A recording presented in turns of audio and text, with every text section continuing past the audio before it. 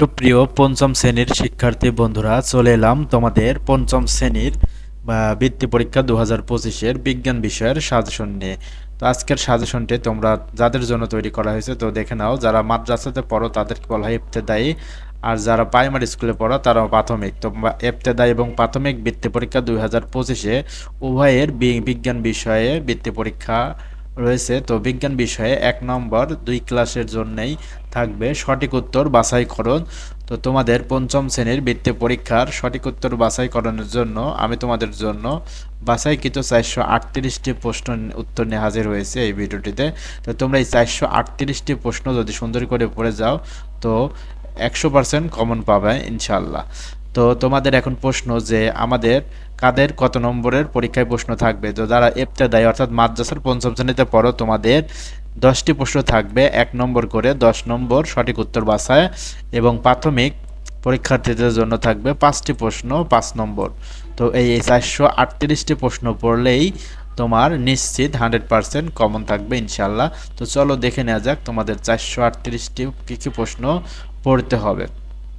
তো প্রাথমিক শিক্ষার্থী বৃত্তি পরীক্ষার্থী এবং ইবতেদায়ী বৃত্তি পরীক্ষার্থী শিক্ষার্থী বন্ধুরা, তোমাদের বাছাইকৃত 438টি এমসিকিউ প্রশ্ন উত্তর পর্ব চলো আমরা জেনে নেব এখন।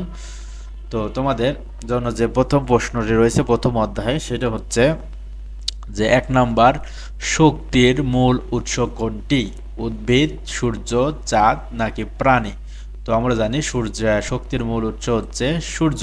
তো তোমাকে খাতায় 1 নাম্বার দিয়ে খ সূর্য এইভাবে উঠাতে হবে।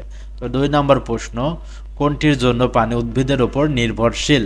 আলো, পানি, খাদ্য, বাতাস? তো পানি হচ্ছে খাদ্যের জন্য উদ্ভিদের উপর নির্ভরশীল। তো 3 নাম্বার প্রশ্ন, নিচের কোনটি সঠিক খাদ্য শৃঙ্খল? তো ক ঘাসফড়িং, ঘাস, সাপ, ব্যাঙ। তো এখানে আমরা দেখতে পাচ্ছি যে ঘ নাম্বার সঠিক খাদ্য শৃঙ্খল, কারণ এখানে ঘাসকে খায় ঘাসফড়িং, ঘাসফড়িংকে খেতে পারে ব্যাঙ, এবং ব্যাঙকে খেতে পারে সাপ। তো একটা আরেকটা যদি খেতে পারে এটা হচ্ছে সঠিক খাদ্য শৃঙ্খল। তো এখন তো ঘাসফড়িংকে কখনো কিন্তু ঘাস খেতে পারে না, এই জন্য এটা ভুল। আবার ব্যাঙকে ঘাসফড়িং খাওয়া সম্ভব নয়, আবার সাপকেও ঘাসফড়িং খাওয়া সম্ভব নয়, এই জন্য সঠিক উত্তর হয়েছে ঘ। তো এরপরে দেখো 4 নম্বর প্রশ্ন, মানুষের শ্বাস গ্রহণের জন্য কি প্রয়োজন? মানুষের শ্বাস গ্রহণের জন্য বায়ু প্রয়োজন। তো নিচের কোনটি প্রাণী পানিতে বাস করে? তো পানিতে বাস করে আমরা জানি চিংড়ি। তো নিচের কোন প্রাণী গাছে বাস করে? তো গাছে বাস করে কাঠবিড়ালি। 7 নম্বর প্রশ্ন, মানুষ তার বাসস্থান তৈরিতে কি ব্যবহার করে? মানুষ তার বাসস্থান তৈরিতে উদ্ভিদ ব্যবহার করে। আমরা যে ঘর বাড়ি তৈরি করি এখানে কিন্তু উদ্ভিদের ব্যবহার রয়েছে। তো সঠিক উত্তর হবে উদ্ভিদ। 8 নম্বর প্রশ্ন, পানির মৃতদেহ কোন সারে পরিণত হয়? তো পানির মৃতদেহ প্রাকৃতিক সারে পরিণত হয়। 9 নম্বর প্রশ্ন, পরাগায়নের ফলে উদ্ভিদের কি সৃষ্টি হয়? ফুল, ফল, বীজ নাকি কাণ্ড? তো সঠিক উত্তর হচ্ছে গ বীজ। তো এরপরে দেখো 10 নম্বর প্রশ্ন। তো 10 নম্বর প্রশ্ন আমরা দেখে নেব। তো 10 নম্বর প্রশ্নে রয়েছে দেখো যে সবুজ উদ্ভিদ কোন প্রক্রিয়ায় খাদ্য তৈরি করে? সবুজ উদ্ভিদ সালোক সংশ্লেষণ প্রক্রিয়ায় খাদ্য তৈরি করে। 11 নম্বর প্রশ্ন, কীটপতঙ্গ পাখি উদ্ভিদের কোন কাজে সহায়তা করে? কীটপতঙ্গ পাখি উদ্ভিদের পরাগায়নে সাহায্য করে। 12 নম্বর প্রশ্ন, নিচের কোনটি উৎপাদক? শ্যাওলা, ক্ষুদ্র প্রাণী, ঘাসফড়িং নাকি ছোট মাছ? তো সঠিক উত্তর হবে শ্যাওলা। তো শিক্ষার্থী বন্ধুরা, এই প্রশ্নগুলা ভিডিও দেখার সাথে সাথে তোমরা মুখস্থ করে ফেলবে, এবং যাদের ইতিমধ্যে প্রশ্ন এই অধ্যায়গুলো পড়া হয়েছে তারা আমার সাথেই প্র্যাকটিস করবে, নিজের প্রস্তুতি যাচাই করে নেবা। 13 নম্বর প্রশ্ন, পরিবেশের প্রধান উপাদান কোনগুলা? মাটি, শব্দ, জঙ্গল, মাটি, পানি, বায়ু, বায়ু, শব্দ, পাহাড়। তো এখানে সঠিক উত্তর হচ্ছে খ মাটি, পানি এবং বায়ু। 14 নম্বর প্রশ্ন, সবুজ পাতার ক্লোরোফিল নিচের কোন কাজে সহায়তা করে? সবুজ পাতার ক্লোরোফিল খাদ্য তৈরিতে সাহায্য করে। 15 নম্বর, খাদ্য শৃঙ্খলের প্রাথমিক উপাদান কোনটি? খাদ্য শৃঙ্খলের প্রাথমিক উপাদান হচ্ছে সবুজ উদ্ভিদ। 16 নম্বর, উদ্ভিদ সালোক সংশ্লেষণে বায়ুর নিচের কোনটি ছাড়ে? তো উদ্ভিদ ছাড়ে হচ্ছে আমরা জানি অক্সিজেন। 17 নম্বর, নিচের কোনটি সঠিক খাদ্য শৃঙ্খলের উদাহরণ? তো এখানে সঠিক উত্তর হবে গ ঘাস খায় ঘাসফড়িং, ঘাসফড়িংকে খেতে পারে ব্যাঙ। তো এটাই সঠিক। 18 নম্বর প্রশ্ন, যে কোনটি দ্বিতীয় স্তরের খাদক, তো এখানে দ্বিতীয় স্তরের খাদক রয়েছে ব্যাং। 19 নম্বর, পরাগায়ন প্রক্রিয়ায় উদ্ভিদের কি ঘটে? উদ্ভিদের দেখো ক নম্বর, বংশ বৃদ্ধি ঘটে। তো এর পরের প্রশ্ন আমরা দেখে নেব যে 20 নম্বর, ঈগল কোনটি খায়? ব্যাং, সাপ, ঘাস ফড়িং নাকি ঘাস? তো ঈগল খায় সাপ। 21 নম্বর প্রশ্ন, খাদ্য জালের উৎপাদক কোনটি? খাদ্য জালের উৎপাদক হচ্ছে ঘাস। 22 নম্বর, কোনটি ঘাস ফড়িংকে খাদ্য হিসেবে গ্রহণ করে? ঘাস ফড়িংকে খাদ্য হিসেবে গ্রহণ করে ব্যাং। বিভিন্ন প্রাণী ও কীটপতঙ্গের আবাসস্থল কোনটি? সঠিক উত্তর গ, উদ্ভিদ। 24 নম্বর, ছোট ছোট প্রাণী কোনটি খায়? ছোট ছোট প্রাণী তৃণজাতীয় উদ্ভিদ খায়। ছোট প্রাণীকে খাদ্য হিসেবে গ্রহণ করে কারা? সঠিক উত্তর বড় প্রাণী। নিচের কোনটি জড় পরিবেশের উপাদান? তো জড় পরিবেশের উপাদান হচ্ছে পাথর, কারণ পাথরের জীবন নাই, তাই পাথরকে বলা হয় জড় পরিবেশ। উদ্ভিদ শ্বাস কাজে কোনটি গ্রহণ করে? তো উদ্ভিদ শ্বাস কাজে গ্রহণ করে কার্বন ডাইঅক্সাইড। 28 নম্বর, কীটপতঙ্গের মাধ্যমে উদ্ভিদের কি ঘটে? তো কীটপতঙ্গের মাধ্যমে বাস্তুসংস্থান, পরাগায়ন, খাদ্যজাল নাকি খাদ্য শৃঙ্খল? তো সঠিক উত্তর হবে পরাগায়ন। 29, উদ্ভিদের সালোক সংশ্লেষণে বায়ু থেকে কোনটি গ্রহণ করে? তো উদ্ভিদ কার্বন ডাই অক্সাইড গ্রহণ করে।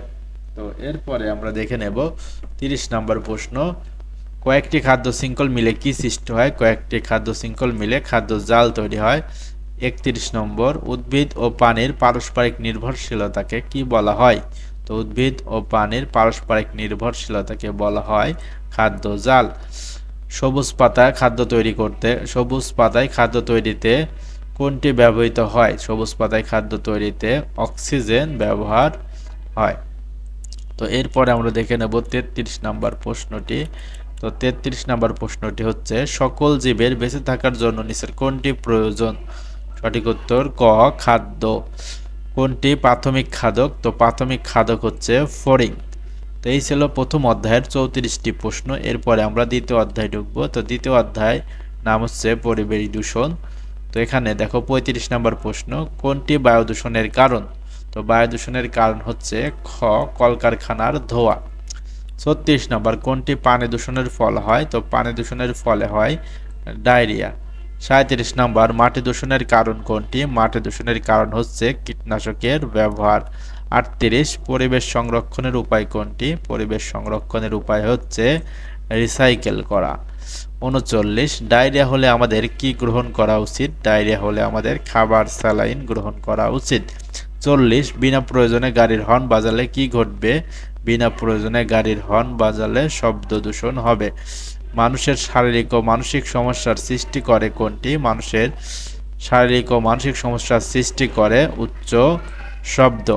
42, পানি দূষণের কারণ কোনটি? পানি দূষণের কারণ হচ্ছে কীটনাশকের ব্যবহার। খাদ্যে উৎপাদন বৃদ্ধির জন্য জমিতে কি প্রয়োগ করা হয়? তো জমিতে রাসায়নিক সার প্রয়োগ করা হয়।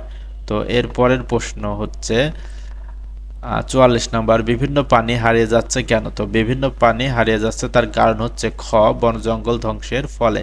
45, পরিবেশ সুন্দর করে নিচের কোনটি? পরিবেশকে সুন্দর করে নির্মল বায়ু। 46, পরিবেশ দূষণে প্রাকৃতিক কারণ নিচের কোনটি?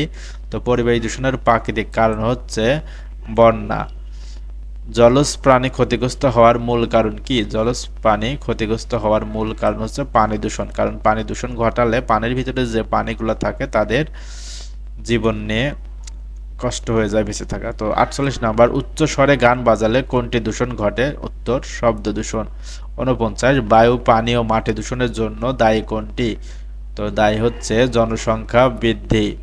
টাইফয়েড রোগের জন্য কোন ধরনের দূষণ দায়ী? টাইফয়েড রোগের জন্য পানি দূষণ দায়ী। মানুষ ও অন্যান্য জীবের সুস্থভাবে বেঁচে থাকার জন্য কোনটি প্রয়োজন? সুস্থ পরিবেশ। 52, মাটি দূষণের জন্য কোনটি দায়ী? মাটি দূষণের জন্য দায়ী হচ্ছে বর্জ্য পদার্থ। জেনারেটর চললে কি হয়? জেনারেটর চললে শব্দ দূষণ হয়। বন্যা ও জলোচ্ছ্বাসের ফলে কি হয়? বন্যা ও জলোচ্ছ্বাসের ফলে পানির দূষণ হয়। 55 নাম্বার, পরিবেশ দূষণের প্রাকৃতিক কারণ নয় কোনটি? পরিবেশ দূষণের প্রাকৃতিক বিলের দূষণ, এটা একটা প্রাকৃতিক কারণ। নদীর দূষণ, সমুদ্রের দূষণ, তো এটা হবে ঘ, পুকুরের দূষণ। তো এরপরে দেখে নেব আমরা 56 নাম্বার প্রশ্ন, তো 56 নম্বর প্রশ্ন রয়েছে, বায়ু দূষণ মানুষের কিসের উপর প্রভাব ফেলে? বায়ু দূষণ মানুষের স্বাস্থ্যের উপর প্রভাব ফেলে। পরিবেশ সংরক্ষণের প্রধান উপায় কি? পরিবেশ সংরক্ষণের প্রধান উপায় হচ্ছে জনসংখ্যা বৃদ্ধি নিয়ন্ত্রণ। নিচের কোনটির জন্য পানি দূষিত হয়? পানি দূষিত হয় গ নর্দমার জন্যে। পরিবেশ দূষণের অন্যতম প্রধান কারণ কি? পরিবেশ দূষণের অন্যতম প্রধান কারণ হচ্ছে শিল্পায়ন। মাটি দূষণের জন্য দায়ী কোনটি? মাটি দূষণের জন্য দায়ী হচ্ছে প্লাস্টিক। বর্জ্য থেকে পরিবেশ দূষণ রোধের উপায় কি? সঠিক উত্তর খ বর্জ্যের পরিশোধন। বনভূমি ও গাছপালা কমে গেলে কি হয়? তাপমাত্রা বাড়ে। বায়ু দূষণের ফলে কোন রোগের সৃষ্টি হয়? বায়ু দূষণের ফলে হয় যক্ষ্মা। কোন দূষণের ফলে হাসপাতালে রোগীদের সমস্যা হয়? সঠিক উত্তর শব্দ দূষণ। নিচের কোনটি পরিবেশ দূষণের প্রধান কারণ? পরিবেশ দূষণের প্রধান কারণ হচ্ছে মানুষ, কারণ মানুষই বিভিন্নভাবে পরিবেশ দূষণ করে থাকে। ৬৬ জলজ পানি ক্ষতিগ্রস্ত হওয়ার কারণ কি? জলজ পানি ক্ষতিগ্রস্ত হওয়ার কারণ হচ্ছে পানি দূষণ। নদীর পানি দূষণের মূল কারণ কি? নদীর পানি দূষণের মূল কারণ হচ্ছে কলকারখানার বর্জ্য। প্রাকৃতিক জলাশয়ের মৎস্য সম্পদ কমে যাওয়ার কিসের প্রভাব? পানি দূষণের প্রভাব। তো শিক্ষার্থী বন্ধুরা, আজকে তোমাদের বৃত্তি পরীক্ষার বিজ্ঞান বিষয়ের আমরা প্রথম এবং দ্বিতীয় অধ্যায়ে 438টি প্রশ্নের মধ্যে প্রথম 66টি প্রশ্নের উত্তর দেখিয়ে দিলাম। তো এর পরবর্তী ভিডিওতে তোমাদের পরবর্তী প্রশ্নগুলো দেখিয়ে দেওয়া হবে। তো আজকের ভিডিওটি আমরা লম্বা করতে চাচ্ছি না, এখানেই রাখছি। এই ভিডিওটিতে তোমরা লাইক এবং কমেন্ট করবা। এই ভিডিওটি যদি অনেক লাইক পড়ে তাহলেই আমরা পরবর্তী ভিডিও দিতে উৎসাহিত হব। আর তোমরা প্রতিদিন বিকেল 3টা এবং সন্ধ্যা 6টায় আমাদের এই চ্যানেলে বৃত্তি 5-এর বৃত্তি পরীক্ষার ভিডিও ক্লাস পাবেন ইনশাল্লাহ। নিয়মিত বৃত্তি পরীক্ষার শেষ হওয়া পর্যন্ত আমরা নিয়মিত ভিডিও সাজেশন দিয়ে যাব এইখানে। তো সকলে আমাদের ইউটিউব চ্যানেল এবং ফেসবুক পেজ ব্রাইট লার্নিং পয়েন্টের সাথেই থাকবে। ধন্যবাদ সকলকে।